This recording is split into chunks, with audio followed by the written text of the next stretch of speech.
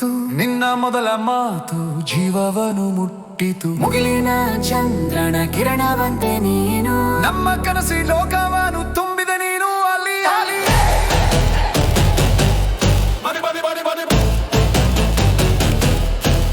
ಸಣ್ಣ ಕೈಗಳಲ್ಲಿ ವಿಶ್ವವಿದೆ, ಸಣ್ಣ ಹೆಜ್ಜೆಗಳಲ್ಲಿ ಭವಿಷ್ಯವಿದೆ. ನಿನ್ನ ಮುದ್ದಾದ ನೋಟದಲ್ಲಿ ದೇವರ ಕರುಣೆ ಮನ್ವಿತ ನೀನೆ ನಮ್ಮ ಜೀವನ.